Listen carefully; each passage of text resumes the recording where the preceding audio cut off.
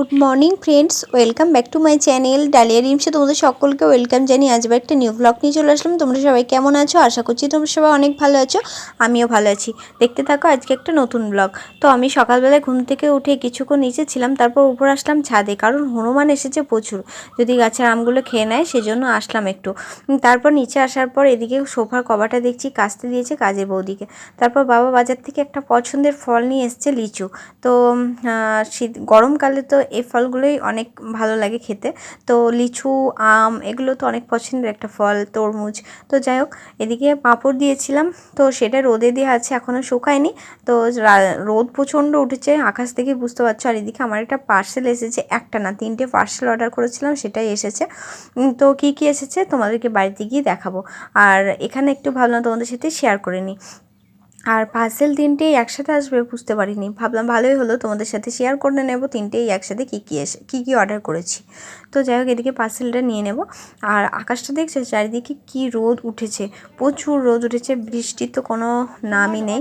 আর ঝড় বৃষ্টি কোনো কিছু দেখাই যাচ্ছে না। তো যাই হোক, কী হবে জানি না, এত গরম পড়েছে। আর এই কিছুদিন, এই ব্লগটা 2 দিন আগে, 2 দিন পর তোমাদের সাথে পোস্ট করব, শেয়ার করব। কারণ এখন না গরমের মধ্যে ভিডিও এডিট করা হচ্ছে না, তার থেকে বড় কথা আমার ফোনের স্টোরেজটা না ফুল হয়ে যাচ্ছে।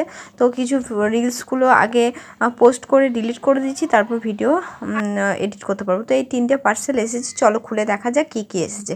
তো এটার মধ্যে আছে শাড়ি, আর দুটোর মধ্যে আছে ড্রেস, কুর্তি অর্ডার করেছিলাম। তো শাড়িটা অনেক সুন্দর এসেছে, তো বুঝতে পারিনি যে অনলাইনে এত সুন্দর শাড়ি আসবে। কিন্তু ড্রেস দুটো না অতটাও, মানে যেটা অর্ডার করেছিলাম সেটা আসেনি। তো ব্ল্যাক কালারের যে কুর্তিটা দেখছো, এটা না আমি অর্ডার করিনি, তাও দেখছি ব্ল্যাক কালারটা দিয়েছে।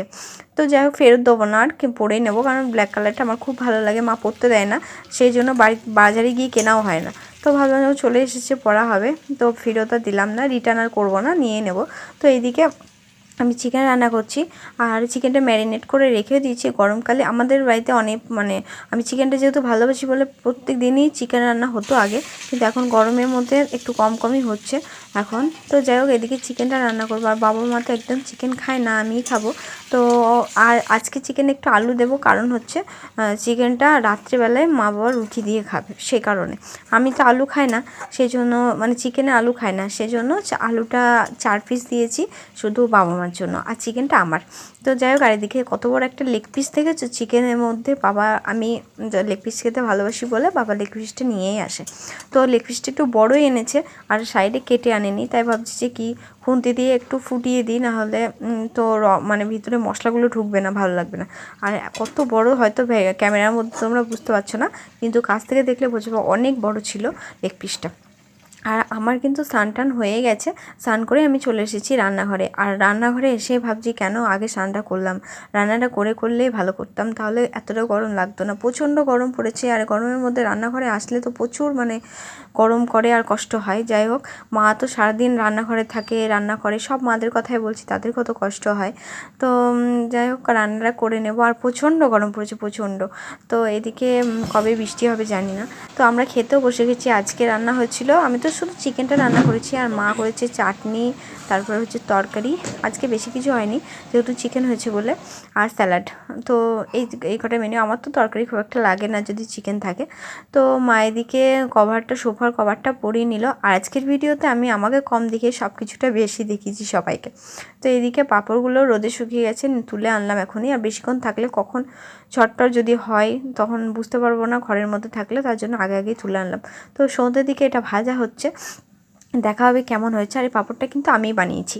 তো আমি যখন আগে মাধ্যমিক পরীক্ষা দেওয়ার পর যখন স্কুলে ছুটি পড়তো, তখন এই পাঁপড়গুলো আগে বানাতাম, ছোটো থেকেই পারি এই পাঁপড়টা বানাতে। এটা চালের গুঁড়ো দিয়ে বানানো হয়েছে। তো একদিন তোমাদের সাথে পুরো রেসিপিটাই শেয়ার করব।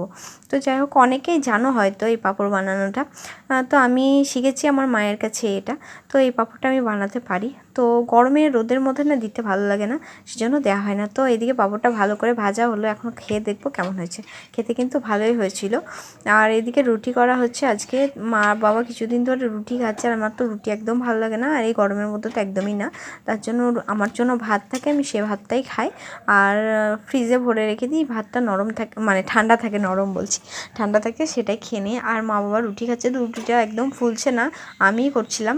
আর মা ওইদিকে মেখে বেলে দিয়েছে, আমি বললাম চলো আমি একটা দুটো করে দিই।